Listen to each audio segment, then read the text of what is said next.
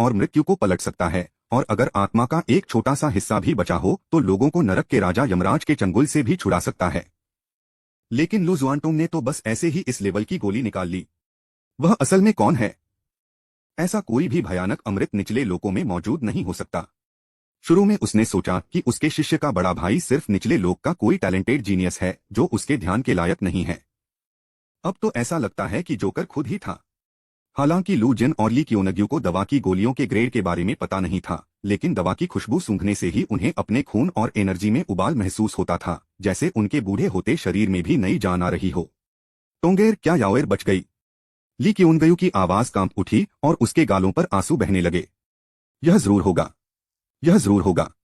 लू जिन भी उत्साह से कांप रही थी, उसकी नजरें गोली पर टिकी थीं। उसे डर था कि कहीं कोई भी डिटेल छूट न जाए। वे कुछ भी देने को तैयार हैं जब तक उनकी बेटी जिंदा रहेगी। छोटी बहन, इसे निगल जाओ। लू जुआनटोंग ने धीरे से गोली लू याओ के मुंह में डाली। उसकी उंगलियां थोड़ी कांप रही थीं। गोली मुंह में जाते ही तुरंत पिघल गई और एक पल में एक बहुत बड़ी और बेहिसाब ताकत निकल पड़ी। बूम! लू याओ का शरीर अचानक कांप उठा और उसके शरीर से एक चमकदार लाल दिव्य प्रकाश निकला, जैसे उगता हुआ लाल सूरज पूरी दुनिया को रोशन कर रहा हो। स्किन चमक उठी और टूटे हुए मेरिडियन दिव्य अमृत से पोषित होकर फिर से ठीक हो गए, और इतनी तेजी से ठीक हो गए कि उसे नंगी आंखों से देखा जा सकता था। Click click. हड्डियों के रिमॉडलिंग की आवाज साफ सुनाई दे रही थी, और पहले से खत्म हो चुके डेंटियन में धीरे धीरे एक नया अंदरूनी कोर बन रहा था, जो पहले से ज्यादा शुद्ध और बड़ा था। उसकी आभा लगातार बढ़ती गई। जन्मजात क्षेत्र, नश्वर क्षेत्र, ग्रैंडमास्टर क्षेत्र, ग्रैंडमास्टर क्षेत्र, दिव्य क्षेत्र, आदरणीय क्षेत्र की चोटी। कुछ ही सांसों में उसकी साधना का लेवल कई गुना बढ़ गया, अपने पीक पर वापस आ गया और अपनी पिछली ताकत को भी पार कर गया। एक पूरा बदला। राख से पुनर्जन्म। कैसे यह कैसे संभव है? सम्राट झो जमीन पर गिर पड़े। उनका चेहरा राख जैसा हो गया था, उनकी आंखें निराशा से भरी हुई थीं।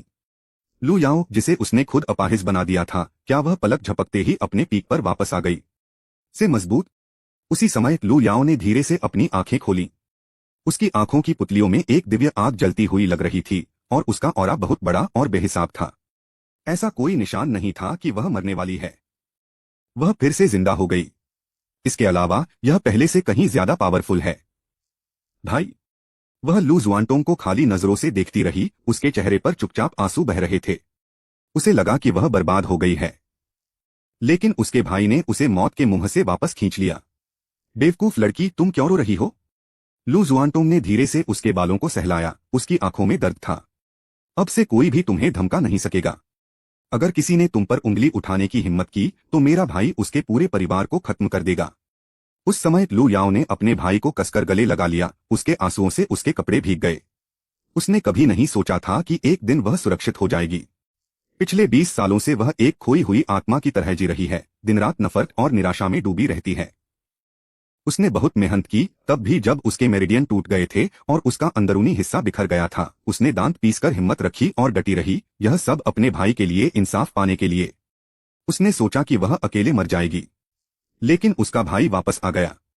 अजय शक्ति से उसने पहाड़ों और नदियों को तोड़ दिया और सभी मुश्किलों के बावजूद वापस लौट आया। आखिरकार वह अब अकेली नहीं थी। टोंगेर, याओएर, लू जिन और ली क्योनग्यू कांपते हुए आगे बढ़े और अपने दोनों बच्चों को कसकर गले लगा लिया। उनके चेहरे पर आंसू बह रहे थे, लेकिन वे बहुत ज्यादा खुश थे। 20 साल तक उन्हें लगता रहा कि उनके सबसे बड़े बेटे की मौत किसी विदेशी धरती पर दुखद रूप से हो गई है, और उनकी सबसे छोटी बेटी की मौत गुस्से में ही होनी तय थी।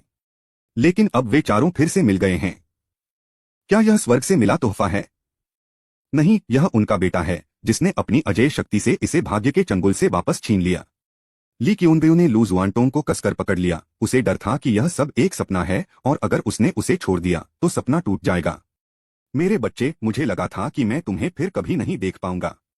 लू जिन भी रो रहा था, फिर भी वह बेहिसाब खुशी से हंस रहा था। अच्छा, बहुत बढ़िया। लू परिवार के बेटे ऐसे ही होने चाहिए। क्या बकवास है? क्या हेवनली स्वॉर्ड सेक्ट है? मेरे बेटे के सामने वे मिट्टी के मुर्गे और मिट्टी के कुत्ते के अलावा कुछ नहीं हैं। उसे पहले कभी इतना गर्व महसूस नहीं हुआ था। उनका बेटा अब वह जोशीला नौजवान नहीं रहा जो पहले था, बल्कि खेती की दुनिया में सबसे ऊपर खड़ा एक बेमिसाल ताकतवर इंसान बन गया था।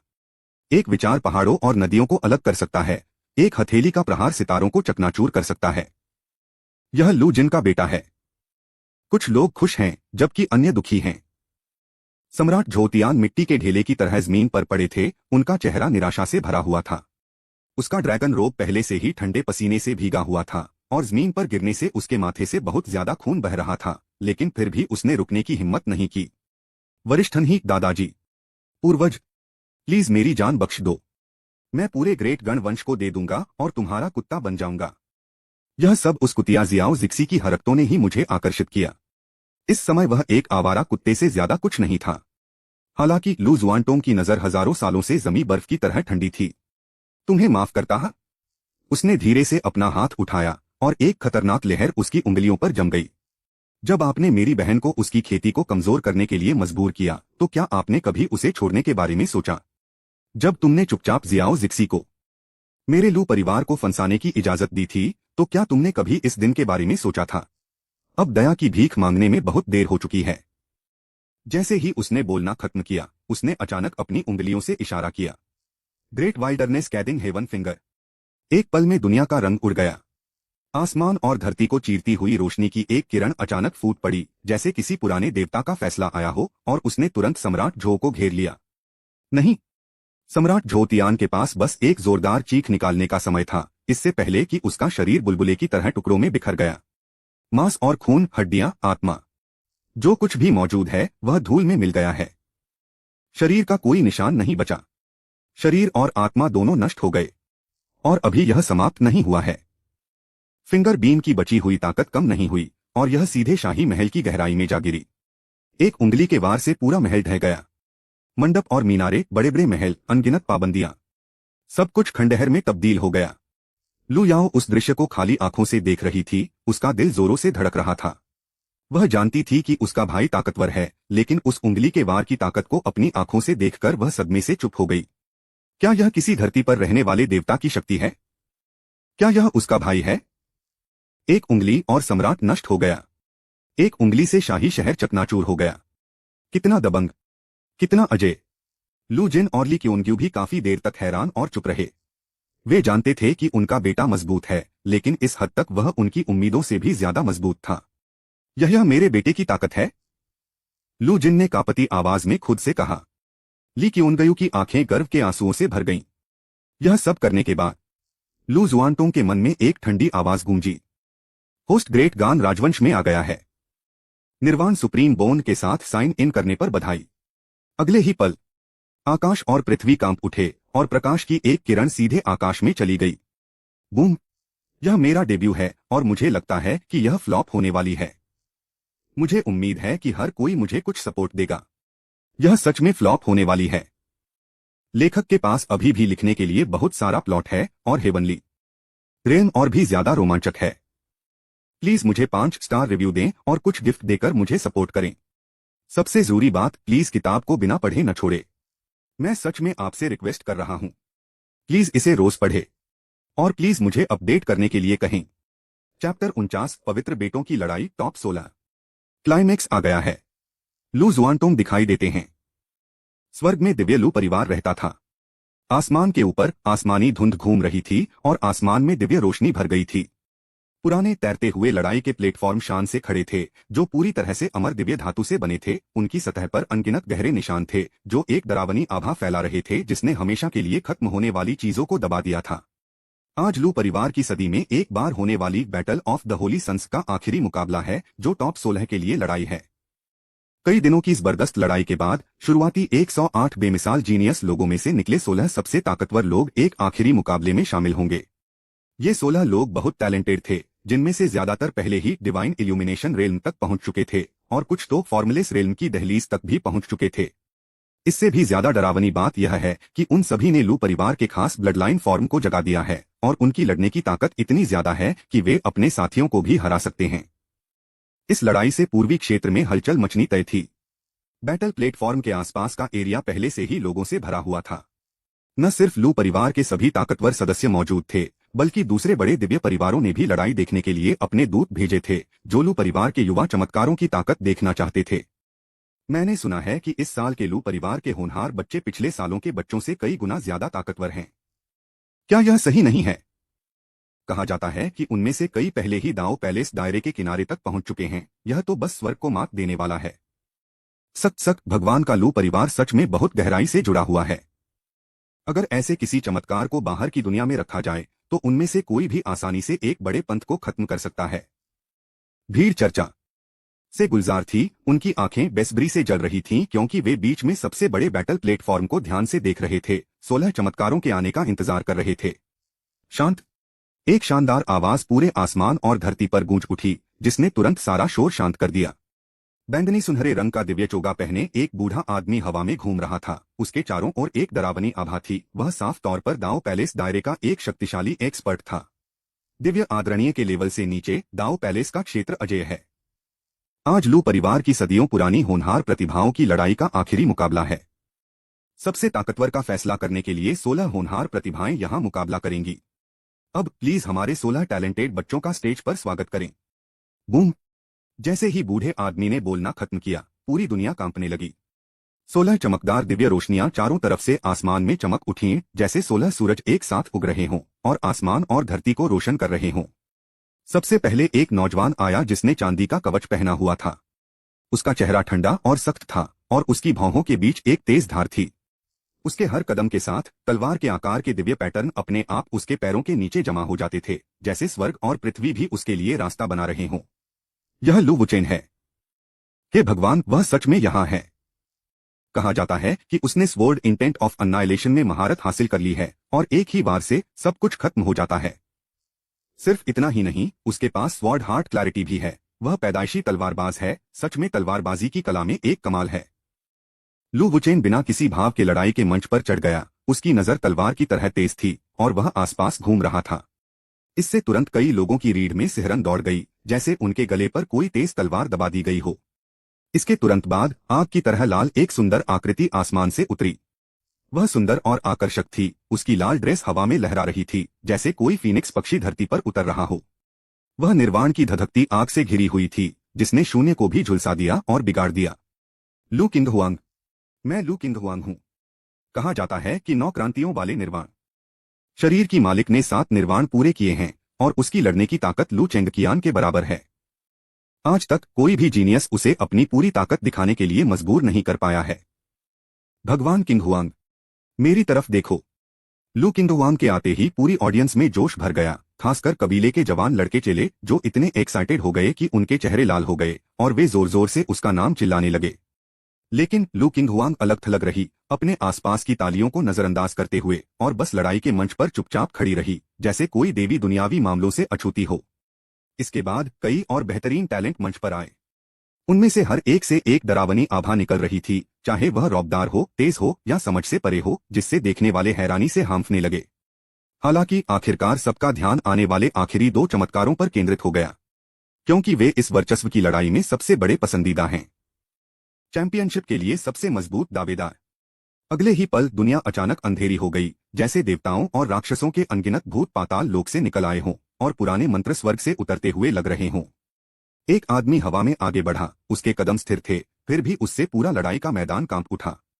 लू चेंगकियान ने काले सोने का बैटल रोब पहना था। उसके बाल स्याही की तरह काले थे, उसकी आंखें गहरी खाई जैसी थीं, उसकी बाईं पुतली एक चमकदार दिव्य रोशनी से चमक रही थी, जबकि उसकी दाहिनी आंख एक डरावनी शैतानी आभा से घिरी हुई थी। उसकी आभा पवित्र और विशाल दोनों थी, फिर भी बहुत भयंकर थी। यह ऐसा है जैसे एक विचार किसी को भगवान बना सकता है या एक विचार किसी को राक्षस बना सकता है। दिव्य और राक्षसी वंश। उसने सच में दिव्य और राक्षसी रूप का पहला लेवल जगा दिया है, किसी ने कांपती आवाज में कहा। देवताओं और राक्षसों का खानदान लू परिवार की सबसे बड़ी विरासतों में से एक है। इस खानदान में किसी का आना बहुत कम होता है, जो हजारों साल में सिर्फ एक बार बनता है। एक बार इसमें महारत हासिल करने के बाद कोई भी देवताओं और राक्षसों की शक्ति का इस्तेमाल कर सकता है और सभी स्वर्गों और अनगिनत लोगों को दबा सकता है। लू चेंगकियान ने न सिर्फ इस स्वर्ग को हराने वाले वंश को जगाया, बल्कि दिव्य और राक्षसी रूप के पहले लेवल पर भी कदम रखा, जिसमें लड़ने की ताकत अपने साथियों से कहीं ज्यादा थी, जिससे वह एक सच्चा बेमिसाल जीनियस बन गया। इस साल के होली सन बैटल में मुझे डर है कि कोई भी उसका मुकाबला नहीं कर सकता, एक सीनियर एक्सपर्ट ने हैरानी से आंखें भरकर धीरे से कहा। लू चेंगकियान के चेहरे पर कोई भाव नहीं था और उसकी नजर जहां भी पड़ती, हर कोई अनजाने में अपनी सांस रोक लेता, जैसे कि उन्हें किसी बड़ी इच्छा ने दबा दिया हो। उन्होंने जानबूझकर अपनी शक्ति नहीं दिखाई, लेकिन देवताओं और राक्षसों की अंदरूनी आभा ने वहां मौजूद सभी लोगों को अपनी आत्मा की गहराई से एक कंपन महसूस कराया। वरिष्ठ भाई चेंगकियान, अजय देवता और राक्षस।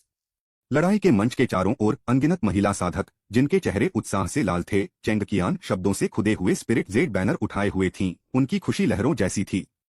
दूसरे दिव्य परिवारों के कुछ दर्शक भी सहमति में सिर हिलाए बिना नहीं रह सके। इस युवक में सच में अजय क्षमता थी। ऊंचे मंच पर लियू परिवार के मुखिया, जो दिव्य आदरणीय क्षेत्र के एक शक्तिशाली विशेषज्ञ थे और पूरे पूर्वी क्षेत्र में प्रसिद्ध थे, उनकी आंखों में संतुष्टि की झलक थी। देवताओं और राक्षसों का खून सच में उस तथाकथित सबसे बड़ी हड्डी से कहीं ज्यादा बेहतर है, उसने खुद से कहा। उसकी नजर थोड़ी ठंडी हो गई। 40 साल पहले लियू परिवार और लू परिवार ने शादी कर ली थी, जिसमें लियू परिवार की सबसे बड़ी बेटी लियू किंगक्स्यू की सगाई लू परिवार के होनहार बेटे लू जुआनटोंग से हुई थी। लेकिन कौन सोच सकता था कि सुप्रीम बोन का मालिक, जिसने कभी पूर्वी इलाके को हैरान कर दिया था, बाद में औसत दर्जे का हो जाएगा और अपनी साधना में स्थिर हो जाएगा। 2 महीने और इंतजार करो। लियू परिवार के मुखिया की आंखों में गहरी नजर थी। किंगज्यू और लू जुआनटोंग की लड़ाई के बाद यह लड़ाई पूरी तरह खत्म हो जानी चाहिए। अगर लियू किंगक्सू जीत जाती है तो वह शादी के कॉन्ट्रैक्ट की मजबूरियों से आजाद हो सकती है और इसके बजाय कुरी परिवार के पवित्र बेटे, प्राचीन पवित्र शरीर की बाहों में जा सकती है। वह सचमुच एक बेमिसाल जीनियस थे जिन्होंने हमेशा राज किया। लू परिवार के देखने की जगह में सबसे आगे परिवार का मुखिया लू चांगशेंग अपने हाथ पीठ के पीछे करके खड़ा था। उसकी नजर लू चेंगकियान पर टिकी थी, उसके होठों पर हल्की सी मुस्कान थी। इस बच्चे में सच में हमारे कुल का भविष्य का पवित्र बेटा बनने की क्षमता है। लू चेंगकियान को बहुत सारी हैरानी और तारीफ भरी नजरें मिली, लेकिन उसका एक्सप्रेशन शांत रहा। हालांकि उसकी आंखों में घमंड की झलक दिख रही थी। वह हमेशा के लिए दुनिया पर राज करने के लिए किस्मत में लिखा है। न तो देवताओं से डरो और न ही राक्षसों से, सभी जीवों को उनके सामने झुकना चाहिए। जैसे ही लू चेंगकियान की वजह से पूरा मैदान उबल रहा था, आखिरी आदमी धीरे धीरे लड़ाई के स्टेज पर आ गया। उनका दिखना बिना किसी जमीन हिला देने वाली घटना के, बिना किसी बहुत ज्यादा दबाव के था, और उनके कदमों की आहट भी इतनी हल्की थी कि वे लगभग सुनाई नहीं दे रही थीं। लेकिन फिर पूरे युद्ध के मैदान का शोर अजीब तरह से शांत हो गया। सभी की नजरें अनायास ही उसकी ओर मुड़ गईं। लू जुआनटोंग कभी पूर्वी क्षेत्र के नंबर 1 जीनियस और सुप्रीम बोन के मालिक थे। उन्होंने एक सादा सफेद चोगा पहना था, उनके काले बाल आराम से बंधे हुए थे, उनका चेहरा शांत था, उनकी आंखें गहरी और समझ से परे थीं, और उनका ऑरा बहुत शांत था, मानो वे स्वर्ग और पृथ्वी के साथ एक हों। फिर भी इस आम सी दिखने वाली शख्सियत ने वहां मौजूद कई ताकतवर लोगों की आंखों की पुतलियां थोड़ी सिकोड़ दी, और ऊंचे मंच पर बैठे लू चांगशेंग ने भी अपनी आंखें थोड़ी सिकोड़ लीं। वह सच में आया था, किसी ने फुसफुसाते हुए कहा, उनकी आवाज उलझी हुई थी। 40 साल पहले लू जुआनटोंग अचानक कहीं से उभरे। सुप्रीम बोन के आने के साथ उन्होंने अपने साथियों को दबा दिया और उन्हें लू परिवार का भविष्य का सुप्रीम माना गया। लेकिन बाद में किसी अनजान वजह से उनकी साधना रुक गई और उनके बाद आने वाले लोग धीरे धीरे उनसे आगे निकल गए, यहां तक कि दूसरों की नजर में वे एक बेकार इंसान बन गए।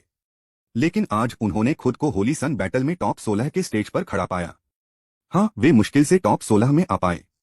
वे क्या कर सकते हैं, किसी ने मजाक उड़ाया। सुप्रीम बोन, यह तो नाम के लिए ही बहुत पहले खत्म हो चुकी है। देवताओं और राक्षसों के खून के सामने इसकी क्या तुलना है। मैंने कभी नहीं सोचा था कि सुप्रीम बोन भी एक दिन पैरों तले कुचली जाएगी। चैप्टर 50, बायोलॉजिकल मां मौत की दुनिया में उतरती है। जुआनेर, क्या यह तुम हो?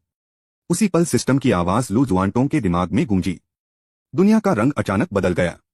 आसमान के ऊपर गरजते हुए बादल छा गए और अरबों बिजली की चमक गुस्सैल ड्रैगन की तरह गरज रही थी, जो मिलकर तबाही और फिर से जन्म का एक अशांत समुद्र बना रहे थे। पूरा खालीपन कांप उठा, मानो वह किसी बड़ी शक्ति के आने का सामना नहीं कर सकता। अगले ही पल रोशनी का एक चमकदार खंभा आसमान और धरती को चीरता हुआ नीचे गिरा, जैसे कोई दिव्य तलवार बादलों को चीरती हुई सीधे लू जुआनटोंग को घेर ले। रोशनी उगते सूरज जितनी तेज थी, फिर भी उसमें नए जन्म की गहरी ताकत थी। वह जहां भी गुजरी, खालीपन बिगड़ गया, नियम पीछे हट गए और उस पल समय भी रुक गया सा लगा। यह क्या है? लू जिन की पुतलियां तेजी से सिकुड़ गईं और उसने अचानक आसमान की ओर देखा। उसका बूढ़ा चेहरा डर से भर गया।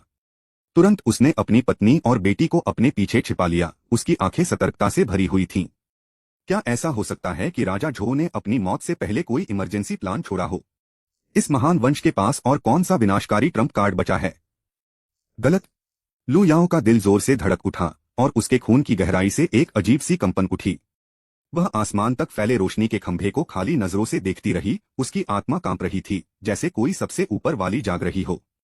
जिया किंगशियान का भ्रम वाला शरीर जोर से कांप उठा और उसकी आमतौर पर ठंडी रहने वाली आंखों में हैरानी का एक अजीब सा भाव दिखाई दिया। यह आभा असल में, वह रोशनी के खंभे के अंदर उस आकृति को ध्यान से देख रही थी। उसका दिल बेचैन भावनाओं से भरा हुआ था। यह बहुत जाना पहचाना है, बहुत जाना पहचाना है। यह साफ तौर पर सुप्रीम बोन का ऑरा है। लेकिन यह स्वर्ग के उन बेमिसाल जीनियस लोगों की सबसे अच्छी हड्डियों से भी ज्यादा पवित्र और डरावना क्यों है? बूम! जैसे ही सब लोग सदमे में थे, लू जुआनटोंग का शरीर धीरे धीरे हवा में उठा और आसमान में मंडराने लगा। उसकी छाती से लावा की तरह सुनहरा खून बह रहा था, आग जैसा और पवित्र, और उस चमकदार सुनहरे खून के अंदर एक गहरी सुनहरी सुप्रीम हड्डी धीरे धीरे निकल रही थी। हड्डियों के पैटर्न ड्रैगन जैसे लगते हैं और रून्स सितारों जैसे। हर लाइन में स्वर्ग और पृथ्वी का आखिरी सच छिपा हुआ लगता है और हर धड़कन सभी दिशाओं से एक गूंज पैदा करती है। निर्वाण की सर्वोच्च हड्डी। यह सबसे बड़ी हड्डी है जिसने जिंदगी और मौत को झेला है और जिसे तोड़ा और फिर से बनाया गया है। पहले से कहीं ज्यादा शक्तिशाली, पहले से कहीं ज्यादा परिपूर्ण। पिताजी, चिंता मत करो। लू याओ को आखिरकार होश आया और उसने जल्दी से लू जिन को दिलासा दिया। मास्टर ने कहा है कि मेरा भाई पुनर्जन्म ले रहा है और कोई खतरा नहीं होगा। राख से उभरता हुआ एक फीनिक्स। लू जिन की आवाज कांप रही थी। वह हैरान भी थी और खुश भी। और उसी क्षण बस सुप्रीम बोन पूरी तरह से जुड़ गई थी। एक पल में एक बहुत बड़ा तारे जैसा प्रेशर पैदा हुआ, जिससे लू शुआनतोंग का राज तेजी से ऊपर उठने लगा। उसका खून ड्रैगन की तरह उबलने लगा और उसके शरीर के चारों ओर कानून की ताकत बहुत ज्यादा बढ़ गई। सिर्फ एक इशारे से कोई पहाड़ों और नदियों को तोड़ सकता है और किस्मत का रास्ता पलट सकता है। जब लू शुआनतोंग ने धीरे से अपनी आंखें खोली तो उनकी नजर में अफरातफरी की शुरुआत दिखी, जिसमें सूरज और चांद घूम रहे थे। इस जीवन में वह पुनर्जन्म की स्थिति में शिखर पर पहुंचेगा। फिर लू जुआनटोंग के चारों ओर का विशाल आभामंडल धीरे धीरे कम हो गया और हवा में खड़ा उसका शरीर उसके माता पिता के सामने धीरे धीरे नीचे उतरा, जैसे कोई अमर प्राणी धरती पर उतर रहा हो। पिताजी, माताजी, आपका बच्चा ठीक है। अपने सही सलामत बेटे को देखकर लू जिन और ली क्योंग्यू अपनी भावनाओं को रोक नहीं पाए और उनके चेहरे पर आंसू बहने लगे। 20 साल, पूरे 20 साल वे अनगिनत दिन और रात रोते रहे, यह सोचकर कि उनका सबसे बड़ा बेटा बहुत पहले किसी विदेशी देश में दुखद तरीके से मर गया था। अनगिनत बार वे निराश हो जाते थे, अपनी सबसे छोटी बेटी को नफरत से तड़पते हुए देखते थे, फिर भी मदद करने में लाचार। लेकिन अब सारी तकलीफ पुरानी बात हो गई है। उनका बेटा न सिर्फ वापस आ गया है, बल्कि उसने अजेय शक्ति से सभी दुश्मनों को भी हरा दिया है। अच्छा हुआ कि तुम वापस आ गए। लू जिन की आवाज कांप रही थी। उसने अपने खुरदुरे हाथों से लू जुआनटोंग के कंधों को कसकर पकड़ रखा था, जैसे उसे डर हो कि अगर उसने जाने दिया तो रियूनियन का यह सीन एक सपने की तरह गायब हो जाएगा। ली क्योंग्यू फूट फूट कर रोने लगी और अपने बेटे को गोद में ले लिया। उसके आंसुओं से लू जुआनटोंग के कपड़े भीग गए। मुझे लगा था कि मैं तुम्हें इस जीवन में फिर कभी नहीं देख पाऊंगा। लू याओ एक तरफ खड़ी होकर यह नजारा देख रही थी। उसके होठों पर अनजाने में एक प्यारी सी मुस्कान आ गई। बहुत अच्छा। उस दिन के बाद वह अकेली नहीं थी। उसका भाई वापस आ गया था, उसके माता पिता सुरक्षित और स्वस्थ थे, और इस दुनिया में अब कोई भी उन्हें अलग नहीं कर सकता था। इस समय लू जुआनटोंग ने अमर भूमि की चोटी को तोड़ दिया है। उसके पास निर्वाण सुप्रीम बोन है और वह पूरे कांगजुआन कॉन्टिनेंट में अजेय है। हालांकि जैसे ही परिवार इस मुश्किल से मिली पारिवारिक खुशी में डूबा, अचानक आसमान से एक जोरदार गर्जना गूंजी। अगले ही पल खाली जगह शीशे की तरह टूट गई और आसमान में एक गहरी दरार फैल गई, जैसे तारों की कभी न खत्म होने वाली खाई का रास्ता हो, जिससे एक डरावनी आभा निकल रही थी, जिससे दिल कांप उठता था। अच्छा नहीं है। लू जुआनटोंग की पुतलियां तेजी से सिकुड़ गईं और एक झटके में वह अपने माता पिता और बहन के सामने खड़ा हो गया। उसका ऑरा ऐसे फैल गया जैसे किसी खतरनाक दुश्मन का सामना कर रहा हो। दिव्य लोक से एक और प्राणी। उसकी आंखें बर्फ जैसी ठंडी थीं। वह दरार को ध्यान से देख रहा था। उसका दिल जानलेवा इरादे से धड़क रहा था। जो भी आएगा, अगर उसने उसके परिवार को नुकसान पहुंचाने की हिम्मत की तो वह उनका पूरी तरह से सफाया कर देगा। जैसे ही तनाव बढ़ने वाला था, दरार से धीरे धीरे एक आकृति निकली। वह एक महिला थी। उसने एक शानदार लंबी ड्रेस पहनी थी, जिसका किनारा किसी गैलेक्सी की तरह चमक रहा था। उसके बालों में एक फीनिक्स हेयरपिन लहरा रहा था, जिससे हल्की आसमानी रोशनी निकल रही थी। हर हाव भाव से वह खूबसूरती और ग्रेस दिखाती हैं, फिर भी सभी जीवों को देखते हुए दया की एक सुकून देने वाली आभा बिखेरती हैं। हालांकि जब उसकी नजर लू जुआनटोंग पर पड़ी, बूम! औरत का शरीर अचानक कांप उठा। उसकी खूबसूरत आंखें, जो पतझड़ के पानी की तरह साफ थीं, अचानक चौड़ी हो गईं और उसके खूबसूरत चेहरे पर अविश्वास का भाव आ गया। इसके तुरंत बाद उसकी आंख के कोने से एक क्रिस्टल जैसा आंसू उसके गाल पर बह निकला। फिर दूसरी बूंद आई, तीसरी बूंद आई। वह चुपचाप आंसू बहा रही थी। लू जुआनटोंग और उनका 4 लोगों का परिवार। पूरा कमरा शांत हो गया। लू याओ ने पूरी तरह से हैरान होकर पलकें झपकाईं। भाई, क्या हो रहा है? लू जुआनटोंग ने त्योरियां चढ़ाई। उसकी सतर्कता और भी बढ़ गई। यह महिला उसे देखते ही क्यों रोने लगी? लेकिन इससे पहले कि वह कुछ पूछ पाता, महिला कांपने लगी और उसने अपना हाथ उठाया। उसके होंठ थोड़े खुले और उसकी आवाज इमोशन से भर गई। जुआनेर, क्या यह तुम हो? चैप्टर 51 सच सामने आया। माँ और बेटा फिर से मिले। लू जुआनटोंग की पसंद। 40 साल की खोज, खून के रिश्ते से एक बुलावा। नान युएजी अंदर तक हिल गईं और उस समय उनके शरीर में बहता खून बहुत ज्यादा गर्म और उबलने लगा। यह खून के रिश्तेदारों के बीच एक अनोखी पहचान है, एक ऐसा रिश्ता जिसे अनगिनत डायमेंशन में भी तोड़ा नहीं जा सकता। पूरे 40 साल तक वह अनगिनत दुनियाओं में घूमती रही और अनगिनत प्लेन्स में घूमती रही, यह सब उस उथल पुथल में खोए हुए मांस और खून की तलाश में। निचला क्षेत्र कितना विशाल है। कांगक्सुआन महाद्वीप तो समुद्र में एक बूंद के समान है। समय और जगह की नदी में तारों की तरह अनगिनत निचले लोक बिखरे हुए हैं और स्वर्ग का लोक, दिव्यलोक, अमरलोक, दानव लोक और राक्षस लोक जैसे अनगिनत लोक भी आपस में जुड़े हुए हैं।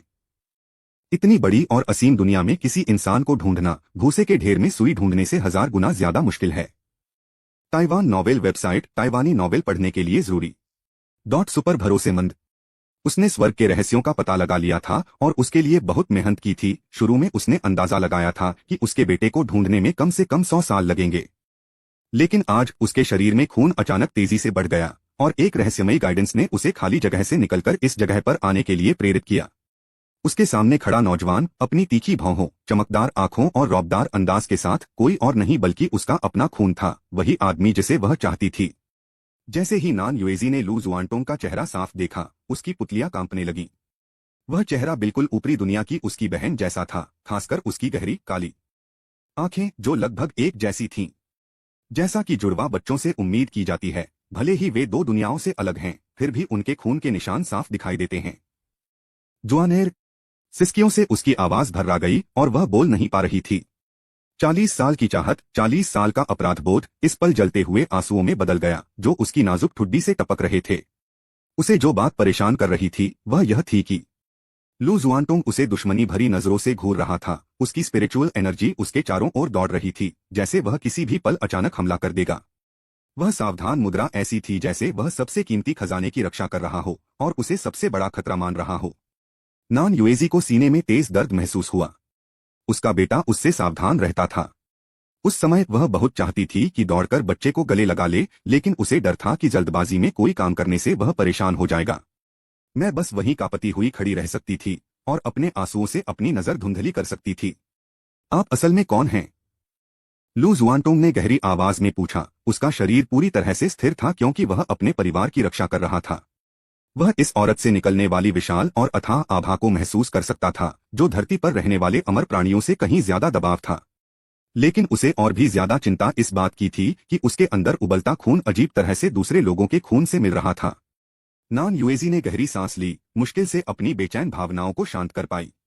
जब वह दोबारा बोली तो उसकी आवाज बेकाबू होकर कांपने लगी। मेरा नाम नान युएजी है और मैं लू परिवार से हूँ, जो ऊपरी दायरे के दक्षिणी पूर्वी इलाके में दिव्य आदरणीय हैं। और तुम मेरे असली बेटे हो, जिसे मैंने 40 साल पहले इस दुनिया में खो दिया था। ये शब्द आसमान से बिजली की तरह गिरे, जिससे सब लोग वहीं हैरान रह गए। लू जिन और ली क्योंग्यू के हाव भाव एकदम बदल गए और लू याओ इतनी हैरान हुई कि उसने अपना मुंह ढक लिया। लू शुआनतोंग की पुतलियां तेजी से सिकुड़ गईं। उसका दिमाग ऐसे घूम रहा था जैसे कोई बहुत पहले दबी हुई याद जाग रही हो। बायोलॉजिकल माँ? वह कैसे संभव है? उसकी माँ साफ तौर पर ली क्योंग्यू थी, वह भली औरत जिसने उसे बड़ी मुश्किलों से पाला था, वह आम औरत जिसने पिछले 20 सालों से उसके लिए जी जान से रोई थी। आसमान से उतरी यह बेमिसाल ताकतवर औरत उसकी जन्म देने वाली माँ कैसे हो सकती है? बेतुका। लू जुआनटोंग अचानक दहाड़ा और उसकी सुप्रीम बोन्स की दिव्य शक्ति भड़क उठी। एक पल में दुनिया का रंग बदल गया, हवा और बादल पलट गए और एक भयानक दबाव चारों दिशाओं में ज्वार की लहर की तरह फैल गया, यहाँ तक कि अंतरिक्ष भी इस ताकत से विकृत और कांप उठा। मेरी एक माँ है, उसका नाम ली क्योंग्यू है। सीनियर, आप दिव्य लोक के एक शक्तिशाली व्यक्ति हैं, कृपया थोड़ा सम्मान दिखाएं। अगर आप बकवास करते रहे तो मुझे बेरहम होने का दोष न दें। हर शब्द एक तेज ब्लेड की तरह था जो नान युएजी के दिल में चुभ रहा था। यह बेमिसाल ताकतवर, जो कभी ऊपरी दुनिया पर राज करता था, एक लाचार बच्चे की तरह 2 कदम पीछे हट गया। उसके खूबसूरत चेहरे का रंग उड़ गया और चमकते हुए आंसू उसके गालों पर बहने लगे। उसे इस नतीजे की उम्मीद करनी चाहिए थी, लेकिन जब उसने अपने बच्चे को इतनी नफरत से अपनी ओर देखते देखा तो दिल दहला देने वाला दर्द अब भी उसका दम घोंट रहा था। जुआनेर, नान युएजी ने कांपते हुए अपना हाथ बढ़ाया, मैं सच में तुम्हारी मां हूं। जब तुम यह देखोगे तो समझ जाओगे। यह कहने के बाद उसने अचानक अपनी उंगली काट ली और सोने जैसी चमकदार खून की एक बूंद हवा में तैरने लगी। उसी समय लू जुआनटोंग के सीने की सुप्रीम बोन अचानक जोर से कांप उठी और उसके दिल से सुनहरे खून की एक धार बेकाबू होकर बह निकली। यह क्या है? लू जुआनटोंग ने डरकर नीचे देखा और देखा कि सुनहरा खून का धागा और नान यूजी का एसेंस खून हवा में एक दूसरे में उलझे हुए थे और आखिर में पूरी तरह से मिलकर एक चमकदार ब्लडलाइन ब्रिज बन गया जिसने दोनों दिलों को कसकर जोड़ दिया। ग्लग ग्लग। खून के रिश्तों की गूंज साफ सुनाई दे रही थी। रूह की गहराई से आने वाला वह अपनापन का एहसास सच्चा था। नहीं, यह असंभव है। लू जुआनटोंग पीछे की ओर लड़खड़ा गया। उसका सुंदर चेहरा बहुत ज्यादा सदमे से विकृत हो गया। वह तेजी से ली क्योंगयू की तरफ मुड़ा, अपनी गोद लेने वाली मां का हाथ एक खोए हुए बच्चे की तरह पकड़ लिया। उसकी आवाज लगभग टूट रही थी, मां, मुझे बताओ, मैं तुम्हारा बायोलॉजिकल बेटा हूं, है ना? प्लीज मुझे सच बताओ, मैं आपका ही खून हूं। इस समय ली क्योंगयू पहले से ही रो रही थी। अपने गोद लिए हुए बेटे की तकलीफ देखकर यह दयालु महिला खुद को रोक नहीं पाई और उसने लू जुआनटोंग को कसकर गले लगा लिया और बेकाबू होकर रोने लगी। टोंगर, मेरे बेटे। यह रिएक्शन सब कुछ कह देता है। लू जुआनटोंग को ऐसा लगा जैसे उस पर बिजली गिर गई हो और उसका पूरा शरीर जोर से कांपने लगा। 20 साल की समझ इस पल टूट गई और पूरी दुनिया घूमने लगी। नान युएजी ने अपने बेटे को टूटते हुए देखकर अपना दिल टूटता हुआ महसूस किया। जुआनेर, उस समय कोई भी उस दुखद घटना को होते हुए नहीं देखना चाहता था। चुप रहो। लू जुआनटोंग अचानक अपने पैरों पर उछल पड़ा और अपनी सुप्रीम बोन की पूरी ताकत लगा दी। उससे एक भयानक शॉकवेव बाहर की ओर निकली। मुझे विश्वास नहीं हो रहा। यह जरूर कोई भ्रम है। यह एक साजिश है। वह नान युएजी को खून भरी आंखों से घूर रहा था, जैसे वह पागल हो गया हो। हे दिव्य प्राणियों, तुम सुप्रीम बोन के लिए क्या नहीं करोगे? नान युएजी को शॉकवेव की वजह से कई कदम पीछे हटना पड़ा, लेकिन वह बिल्कुल भी गुस्सा नहीं थी। इसके विपरीत उसकी आंखों में दुहक और गहरा हो गया। बच्चे, अगर मुझे तुम्हारी सबसे बड़ी हड्डी लेनी होती तो मैं अब तक इंतजार क्यों करता? तुरंत वह कांप उठी और उसने अपनी छाती से एक क्रिस्टल क्लियर जेड पेंडेंट निकाला जिस पर 2 छोटे अक्षर खुदे हुए थे, जुआनटोंग। यह वह ताबीज है जो मैंने खुद तुम्हें तब पहनाया था जब तुम पैदा हुए थे। लू जुआनटोंग की नजर जेड पेंडेंट पर पड़ी और उसके चेहरे का भाव एकदम बदल गया। यह जेड पेंडेंट उस टूटे हुए जेड पेंडेंट से एकदम मैच कर रहा था जिसे वह बचपन से पहनता आ रहा था। एक पल में बिखरी यादों के अनगिनत टुकड़े ज्वार की लहर की तरह उमड़ पड़े। खून और आग की एक रात। एयरशिप के अंदर की दुनिया में डरावने दबाव का माहौल था। एक शांत औरत के आंसू बह रहे थे जब उसने उसे एक जगह की दरार में ठूंस दिया। आह! लू जुआनटोंग ने दिल दहला देने वाली दहाड़ लगाई। उसकी स्पिरिचुअल पावर बहुत तेजी से बढ़ी, जिससे 100 मील के अंदर के पहाड़ इस ताकत से ढह गए। सच अक्सर झूठ से ज्यादा बर्दाश्त नहीं होता। अब जब बात यहाँ तक आ गई है तो तुम मेरे पास वापस क्यों आ रहे हो?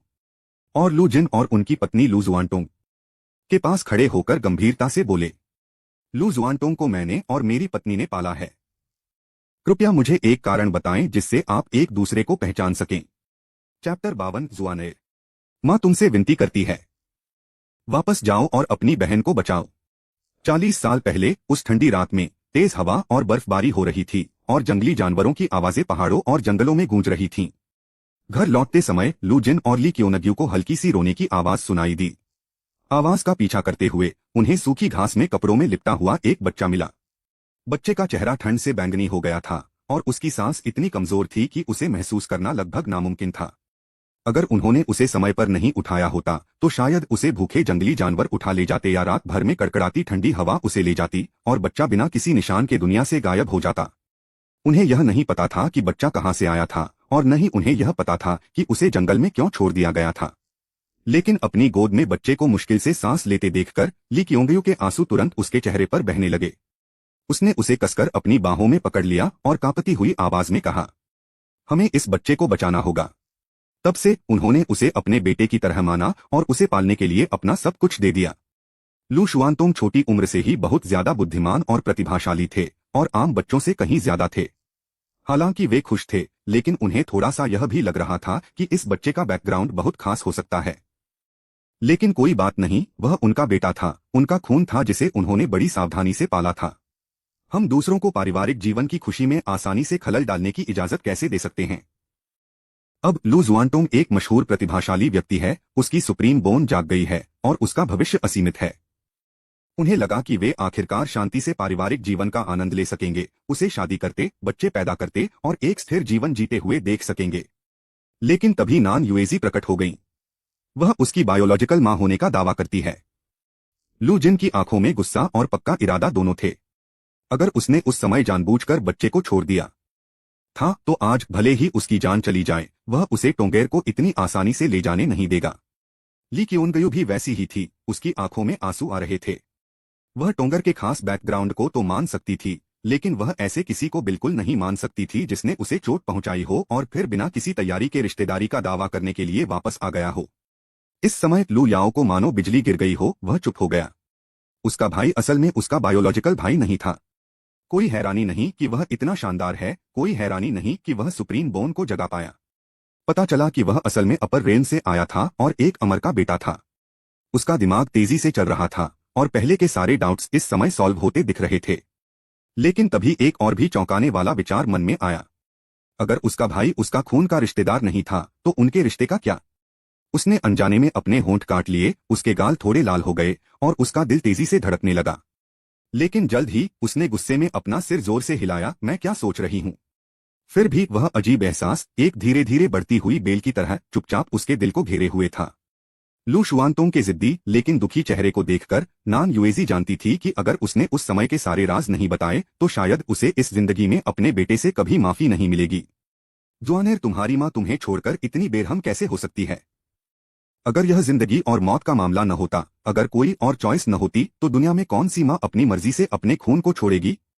पता चला कि जब लू शुआनतोंग का जन्म हुआ तो उनके शरीर में पहले से ही मशहूर सुप्रीम बोन मौजूद थी। यह एक बेमिसाल दिव्य टैलेंट था जो सारे स्वर्ग और अनगिनत लोगों को हिला देने के लिए काफी था। हालांकि यह वही टैलेंट था जिसने लालची नजरों को अपनी ओर खींचा। एक रहस्यमयी और ताकतवर जीव की नजर उस पर थी जो उसके जन्म के कुछ समय बाद ही उसकी हड्डियों को जबरदस्ती निकालकर अपने शरीर में ट्रांसप्लांट करना चाहता था। उसे इस बात की परवाह नहीं है कि तुम बचोगी या नहीं। नान युएजी की आवाज सिसकियों से भर गई और उसकी आंखों में गहरी नफरत उभर आई। उसने दांत पीसते हुए कहा, एक बार जब सुप्रीम बोन को जबरदस्ती निकाल दिया जाएगा तो तुम जरूर मर जाओगे। अपने बेटे की जान बचाने के लिए उसके पास उसकी सुप्रीम बोन को दर्द से सील करने और फिर एक स्पेशल आर्टिफैक्ट का इस्तेमाल करके खाली जगह को चीरकर उसे लोअर लोक में भेजने के अलावा कोई चारा नहीं था। मैं तुम्हें खुद विदा करने की हिम्मत भी नहीं करता, इस डर से कि कोई निशान छूट जाएगा और वह आदमी मुझे देख लेगा।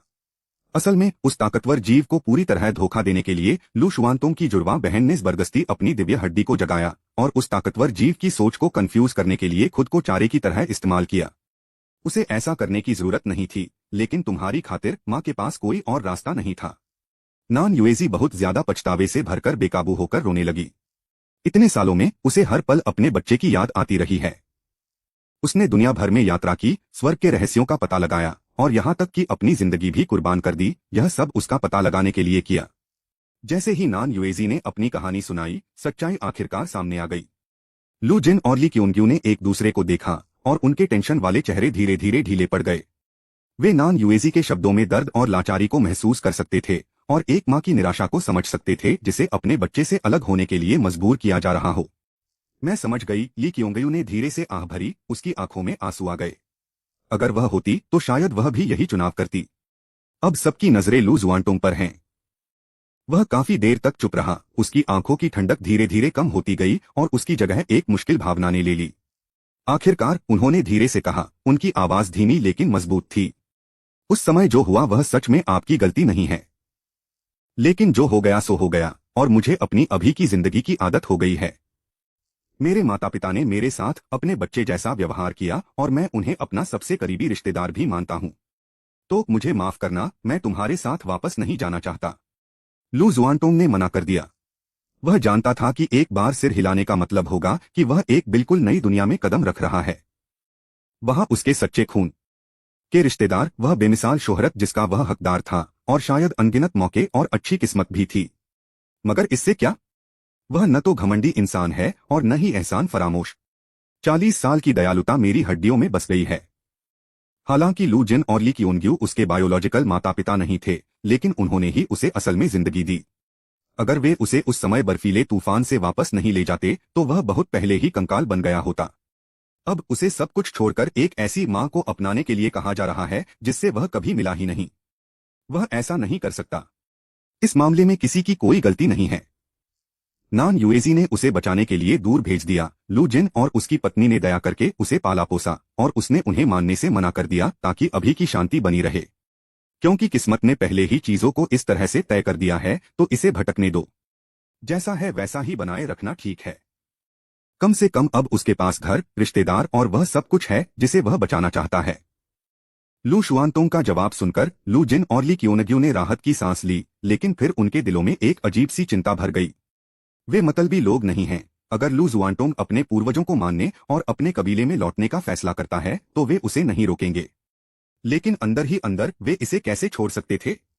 इस बच्चे को उन्होंने अपने हाथों से पाला था। हालांकि उन्हें इससे भी ज्यादा चिंता इस बात की है कि क्या नान यूजी हार मान लेंगे।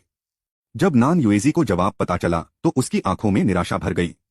जुआनेर, मैं आपकी पसंद समझता हूं और इसका सम्मान करता हूं, लेकिन प्लीज अपनी बहन की खातिर वापस जाओ और इस बार उसकी मदद करो।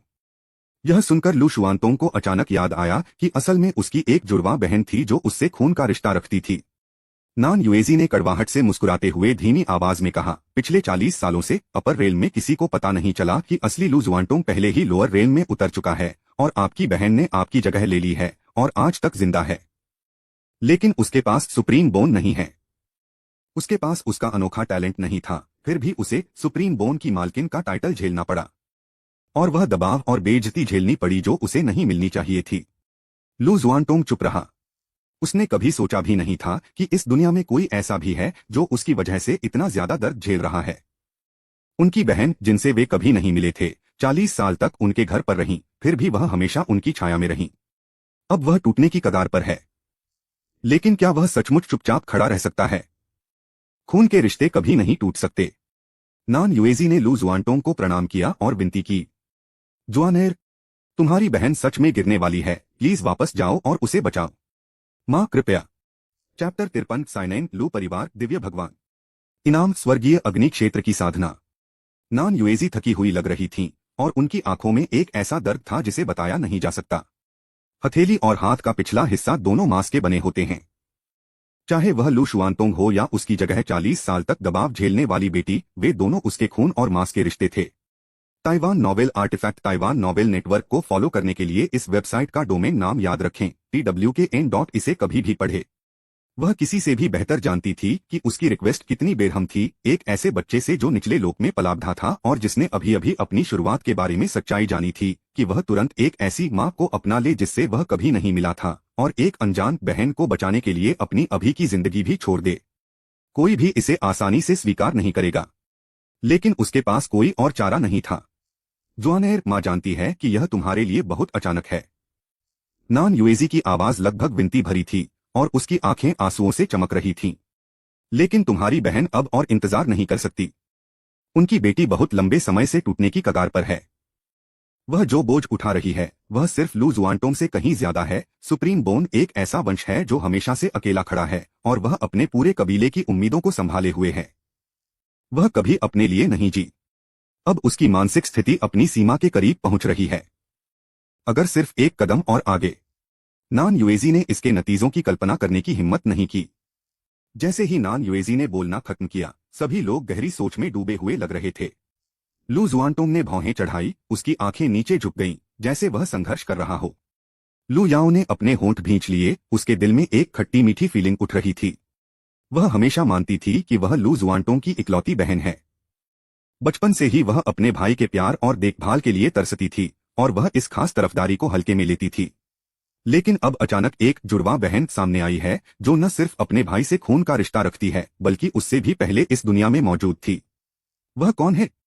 उसके दिल में खोने का एक ऐसा एहसास हुआ जिसे बताया नहीं जा सकता, जिससे वह अनजाने में ही दांत भींचने लगी। लेकिन दोबारा सोचने पर, वह छोटी बहन जिससे मैं कभी नहीं मिली, पिछले 40 सालों से कैसी जिंदगी जी रही है। उसके पास सुप्रीम बोन नहीं है, फिर भी वह अपने भाई का टाइटल रखती है और ऐसे दबाव झेलती है जो उसके नहीं हैं। वह कभी भी सही मायने में खुद नहीं बन पाई। यह सोचकर लू याओ का दिल अचानक नरम पड़ गया। एक छोटी बहन होने के नाते वह उस छोटी बहन की स्थिति को सबसे अच्छे से समझती थी। इसके अलावा वह जुड़वा बहन है और लू जुआनटोंग के साथ उसका कोई खून का रिश्ता नहीं है। इसका मतलब है कि वे कभी नहीं। लू जिन और ली क्यूनक्यू ने एक दूसरे को देखा। दोनों ने एक दूसरे की आंखों में मुश्किल भावनाएं देखीं। उन्होंने लू जुआनटोंग को 20 साल तक पाला था और लंबे समय तक उसे अपना बेटा मानते थे, लेकिन वे माता पिता भी थे। वे अच्छी तरह जानते हैं कि किसी बच्चे के लिए दूसरों की छाया में रहने के लिए मजबूर होना कितना दर्दनाक होता है। लू याओ एक समय अपने भाई की नफरत की वजह से नफरत में अंधी हो गई थी और एक समय तो वह खेती छोड़ना भी चाहती थी। उनके हौसले और साथ से ही उसे धीरे धीरे अपना कॉन्फिडेंस वापस पाने में मदद मिली। लेकिन लू जुआनटोंग की बहन का क्या? उसे अपने माता पिता की समझ, अपने भाई के संरक्षण की कमी थी और यहाँ तक कि वह अपना असली रूप दिखाने की हिम्मत भी नहीं कर पाई। इस तरह 40 साल बीत गए। इसकी कल्पना मात्र ही किसी का दिल तोड़ने के लिए काफी है। ली क्यूनगयू की आंखें थोड़ी लाल हो गईं और उसने फुसफुसाते हुए कहा, टोंगेर। वह कुछ कहना चाहती थी, लेकिन शब्द उसके गले में अटक गए। वह लू जुआनटोंग को जाने देने के लिए तैयार नहीं थी, लेकिन वह इससे भी बेहतर जानती थी। अगर वे उस लड़की को, जिससे वे कभी मिले ही नहीं, अपने मतलब की वजह से तकलीफ में रहने देते हैं, तो वे खुद के साथ कैसे जी सकते हैं? लू जिन ने गहरी सांस ली, अपनी पत्नी के कंधे पर थपथपाया, लू जुआनटोंग की ओर देखा और गहरी आवाज में कहा, जुआनटोंग, यह मामला तुम खुद तय करो। आप जो भी चुनाव करेंगे, हम आपका समर्थन करेंगे। लू जुआनटोंग वहीं खड़ा रहा। उसकी आंखों में इमोशंस उमड़ रहे थे, जैसे पानी का गहरा तालाब जिसकी सतह के नीचे लहरें उठ रही हों। वह काफी देर तक चुप रहा। उसे समझ नहीं आ रहा था कि क्या जवाब दे। एक तरफ तो पालन पोषण और परवरिश का शुक्रिया है, दूसरी तरफ खून के रिश्तों की जिम्मेदारी भी है। लू जिन और ली क्यूनग्यू ने उसे अपने बेटे की तरह रखा और पिछले 40 सालों में जब वह बड़ा हुआ तो उसकी रक्षा के लिए अपना सब कुछ लगा दिया। लू याओ अपने जन्म के समय से ही एक दुखद किस्मत के लिए किस्मत में थी। वह अपने भाई से बदला लेने का एक हथियार बनकर रह गई थी। आखिरकार वह अपने भाई के लौटने का इंतजार कर रही थी। अगर वह चला जाए तो उन्हें क्या करना चाहिए? दूसरी तरफ नान युएजी ने रोते हुए विनती की। उनकी जुड़वा बहन ने 40 साल तक उनके दुखों का दंश झेला। उसे सुप्रीम बोन का प्रतिष्ठित टाइटल नहीं लेना चाहिए था, उसकी छाया में नहीं रहना चाहिए था और उसे अकेले ऊपरी दुनिया की कठोर सच्चाइयों का सामना नहीं करना चाहिए था। लेकिन वह यह सब चुपचाप सहती रही जब तक कि वह टूटने की कगार पर नहीं पहुंच गई। उसने क्या गलत किया? जो गलत था वह शक्तिशाली व्यक्ति था जो सुप्रीम बोन का लालच करता था। जो गलत था वह यह शापित किस्मत थी। लू जुआनटोंग की आंखों में एक ठंडी, जानलेवा चमक चमक उठी। उसकी इच्छा थी कि वह तुरंत स्वर्ग में जाकर अपराधी को टुकड़े टुकड़े कर दे, लेकिन अब वह यह भी तय नहीं कर पा रहा है कि क्या करे। जैसे ही उसके विचार मंथन कर रहे थे, एक कोमल हाथ ने धीरे से उसकी हथेली पकड़ ली। भाई। लू याओ ने अपना सिर पीछे झुका लिया। उसकी आंखों में आंसू थे, फिर भी उसने हल्की सी मुस्कान दी। याओ याओ समझ सकती है कि बड़ी बहन कैसा महसूस करती है। हालांकि मुझे यह पसंद नहीं है जब मेरा भाई हमें छोड़ देता है। याओ याओ यह भी उम्मीद करती है कि दुनिया की सभी बहनें खुश रह सकें। तो याओ याओ उसकी रक्षा करने में आपका समर्थन करता है। लू जुआनटोंग का दिल जोर से धड़क उठा और वह थोड़ा रुंध गया। एक पल के लिए चुप रह गया। उसने कभी नहीं सोचा था कि लू याओ किसी दूसरी छोटी बहन की भावनाओं को समझ सकता है। लेकिन अगले ही पल लू याओ ने धीरे से नाक सिकोड़ी, मुंह बनाया और उसे गुस्से से घूरा। बिल्कुल भाई, काम खत्म होने के बाद तुम्हें वापस आना होगा। आप स्वर्ग में नहीं रह सकते वरना। उसने अपने होंठ काटे। उसकी आंखें थोड़ी लाल थीं और उसने समझाने के लिए कोई सही वजह ढूंढने की कोशिश की। क्या आप चाहते हैं कि आपके माता पिता आपके लिए रोएं? बेशक याओ याओ भी ऐसा ही करेगा।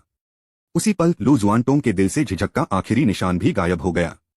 उसने थोड़ी देर के लिए अपनी आंखें बंद कीं और जब उसने उन्हें फिर से खोला तो उसकी आंखें साफ थीं। ठीक है, उसने अपना हाथ उठाया और धीरे से लू याओ के बालों को सहलाया। उसकी आवाज गहरी और मजबूत थी। मैं तुमसे वादा करता हूं। वह अपनी बहन को बचाने के लिए ऊपरी दुनिया में जाएगा, जिससे वह कभी नहीं मिला। लेकिन वह वहां कभी नहीं रुकेगा। उनकी जड़ें हमेशा यही हैं। जैसे ही उसने अपना फैसला किया, उसके दिमाग में अचानक एक साफ आवाज गूंजी। डिंग। बधाई हो होस्ट, आपने अपनी चेक इन लोकेशन रिफ्रेश कर ली है। लू परिवार ईश्वरीय आदरणीय स्वर्गीय अग्निलोक साधना से पुरस्कृत। लू जुआनटोंग की आंखें सिकुड़ गईं और उसके होठों पर एक हल्की सी ठंडी मुस्कान आ गई।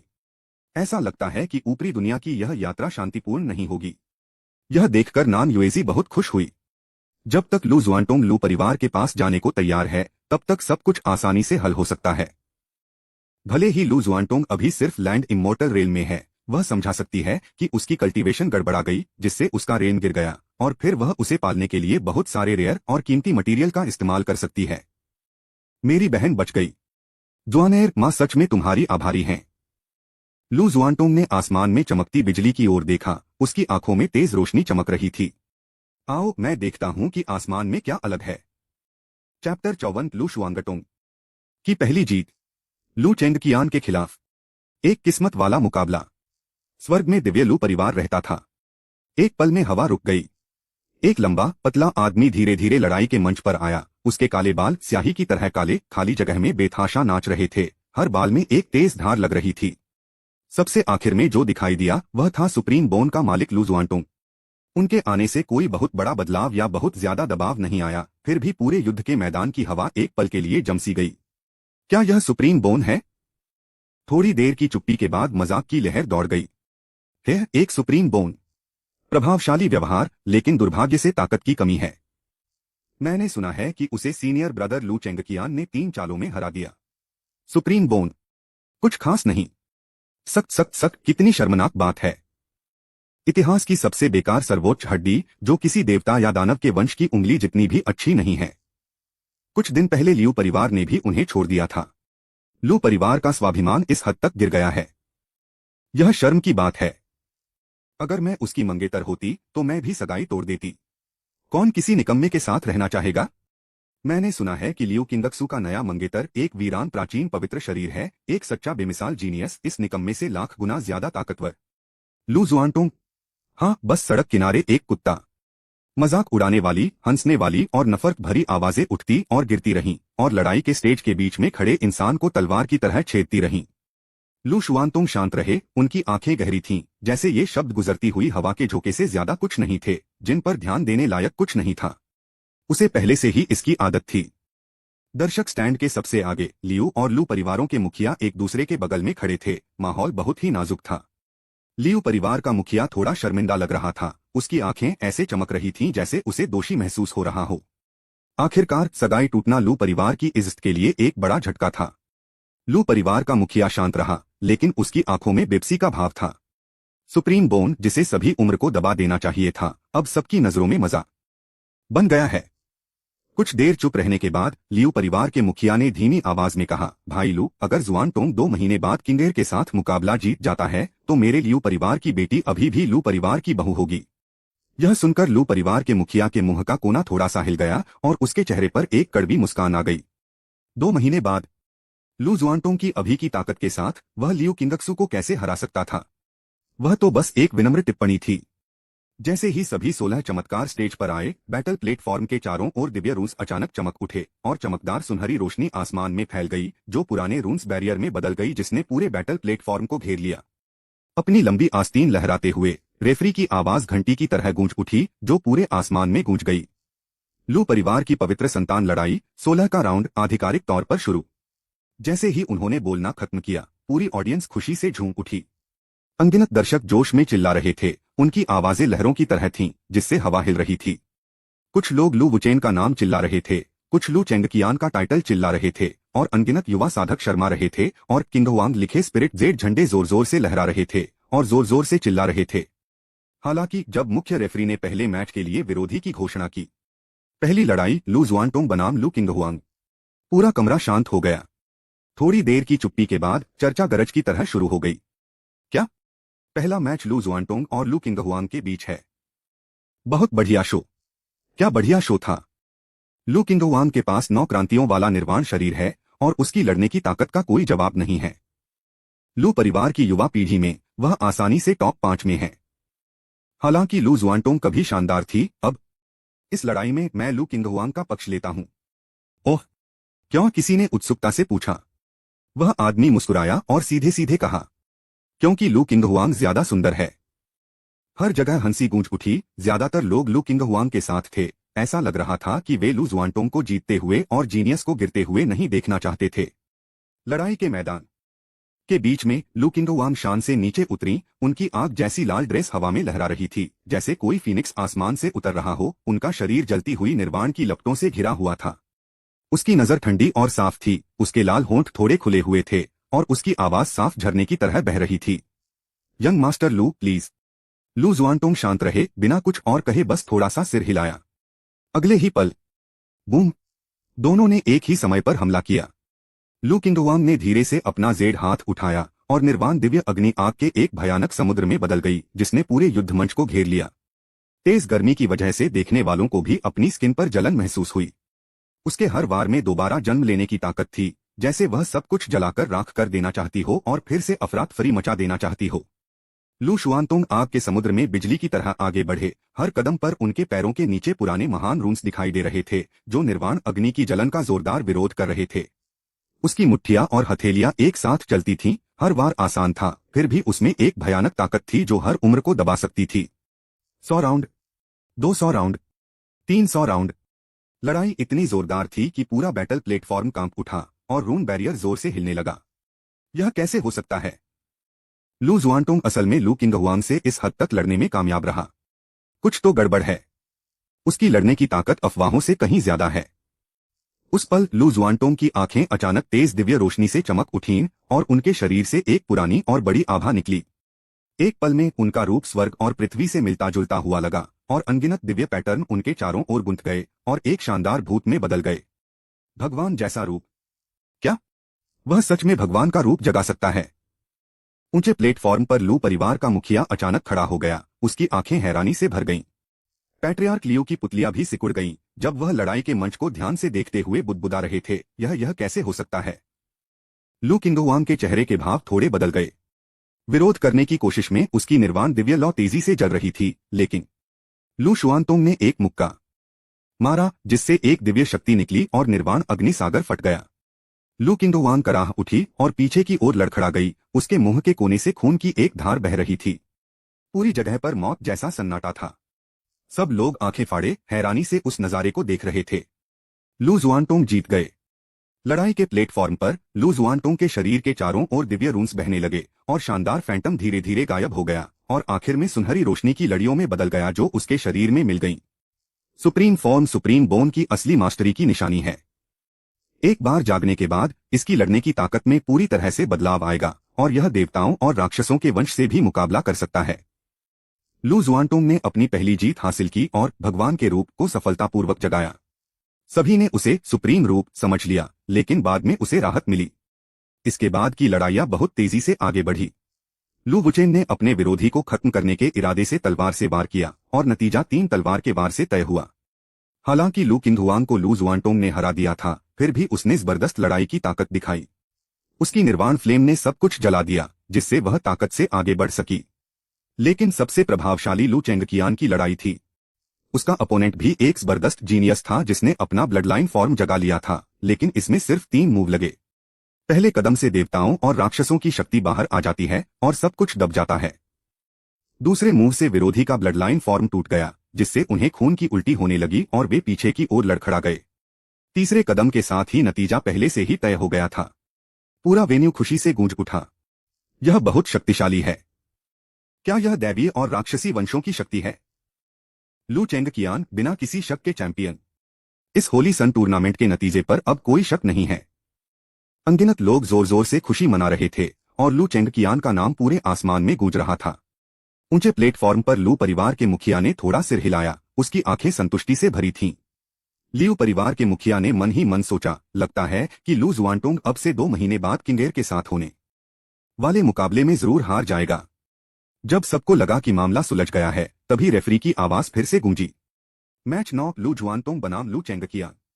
एक पल में ही पूरी जगह पर सन्नाटा छा गया। सभी की नजरें उन 2 लोगों पर टिकी थीं।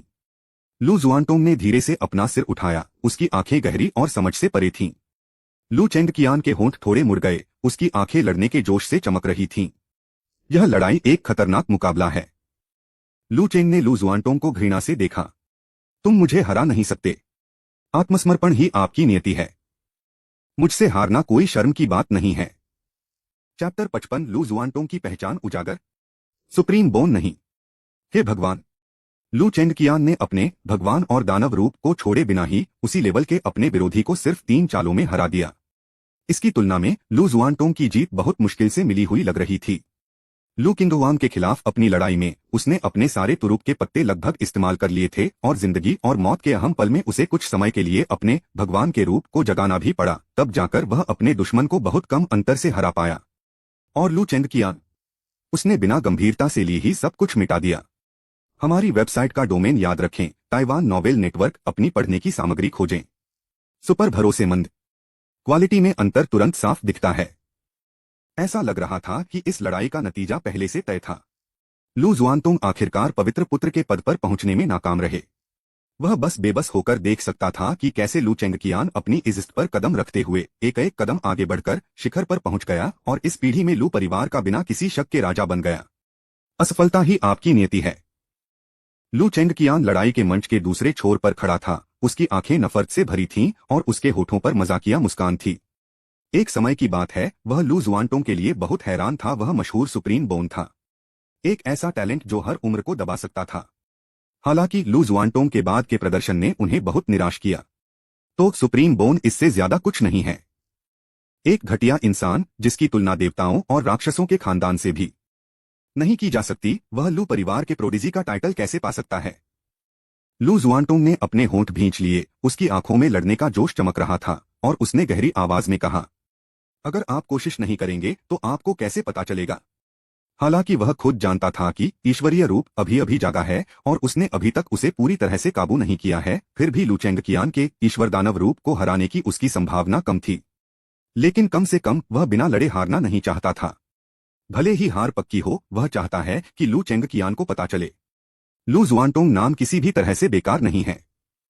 वह अपने भाई की हर चीज को बचाने के लिए अपनी पूरी ताकत लगा देगी, वगैरह। जैसे ही चीफ रेफरी मैच शुरू होने की घोषणा करने वाले थे, अचानक एक गहरी और अधिकार भरी आवाज गूंजी जिससे पूरे मैदान का माहौल बिगड़ गया। सबने आवाज की तरफ देखा और देखा कि पहले एल्डर लू फेंग, जो लू चेंगकियान के पिता भी थे, धीरे धीरे खड़े हुए। उनकी तेज नजर लू जुआनटोंग पर टिकी हुई थी। उस शक्तिशाली आवाज ने बिजली कड़कने जैसी पूरे युद्ध के मैदान को तुरंत शांत कर दिया। लू जुआनटोंग के शरीर के अंदर जो है वह सुप्रीम बोन नहीं लगता, बुजुर्ग ने आंखें सिकोड़ते हुए आगे कहा। उसने जो सबसे बड़ा रूप दिखाया वह पुराने ग्रंथों में दर्ज सबसे बड़ी हड्डी की शक्ति से अलग था। इन शब्दों ने वहां मौजूद सभी लोगों को चौंका दिया। क्या लू जुआनटोंग के शरीर के अंदर की सुप्रीम बोन नहीं है? वह क्या है? एल्डर लू फेंग की बातें एक शांत झील में उल्कापिंड के गिरने जैसी थीं, जिससे तुरंत ऊंची लहरें पैदा हो गईं। लड़ाई के मैदान के चारों ओर अनगिनत साधक हंगामा करने लगे। उनकी बातें लहरों की तरह बढ़ रही थीं।